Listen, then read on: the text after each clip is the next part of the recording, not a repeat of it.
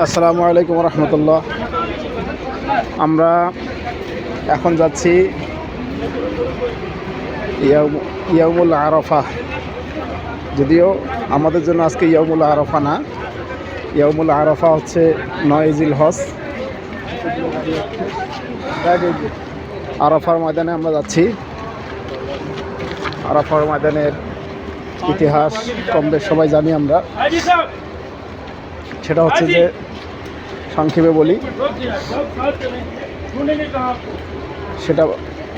বলি যে হজরত ইব্রাহিম আলাইহিস সালাতু ওয়াস সালাম হজরত ইসমাইল আলাইহিস সালামকে আল্লাহর সন্তুষ্টির জন্য এখানেই কুরবানি করার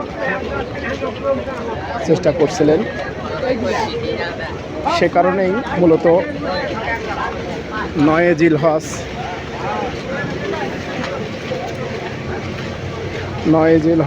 এখানেই হাজী সাহেবরা আসেন পশু কোরবানি দিতে। এখানের অনেক ইতিহাস আছে। রাসূলুল্লাহ সাল্লাল্লাহু আলাইহি সাল্লামের বিদায় ভাষণ এখান থেকে দেওয়া হয়েছে এবং বিদায় ভাষণে উনি বলেছিলেন যে তোমাদের জন্য 2টা জিনিস রেখে যাচ্ছি। একটা হচ্ছে আল্লাহর কোরআন এবং আমার সুন্নত। যে কোরআন এবং সুন্নতকে আঁকড়িয়ে ধরতে পারবে সেই কামিয়াবি হবে।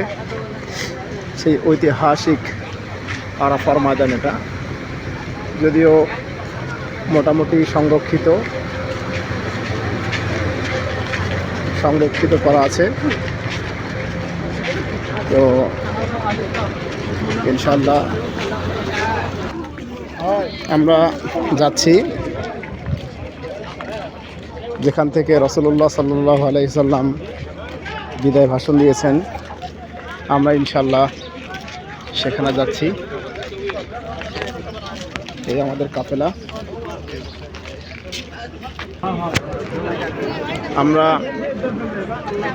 আরাফা ময়দানের সন্নিকটে, যদিও আমরা আরাফা ময়দানেই আছি, কিন্তু যেখান থেকে রাসূল সাল্লাল্লাহু আলাইহি সাল্লাম বিদায় ভাষণ দিয়েছিলেন ওই পাহাড় থেকে আমরা ইনশাআল্লাহ যাব এবং এখান থেকেই কিয়ামত অনুষ্ঠিত হবে।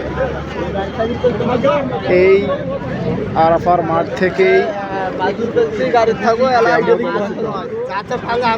আচ্ছা বাদ দেন,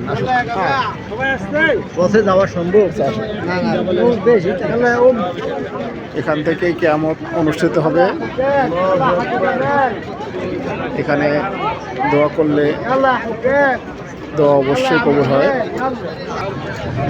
আল্লাহু আকবার। এটা নরমালি দিনে এই অবস্থা। আল্লাহ তাআলা 9 জিলহজের দিনে কোটি কোটি মানুষ এখানে আসেন। সারা পৃথিবী থেকে এখানে মানুষ আসেন আর কি। আর কিয়ামতের দিনে যেহেতু এখান থেকে কিয়ামত শুরু হবে, তো আল্লাহ ভালো জানেন যে এখানে কত লোক আসবেন। আল্লাহু আকবার।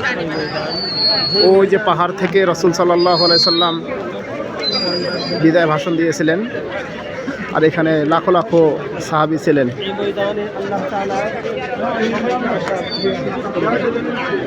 আল্লাহর কাছে দোয়া করি আল্লাহ যেন আমাদেরকে 9 জিলহজের দিনে এ মাঠে নিয়ে আসেন,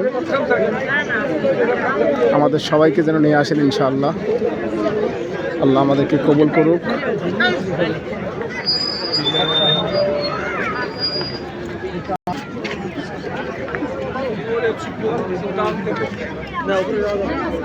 ওই পাহাড় থেকেই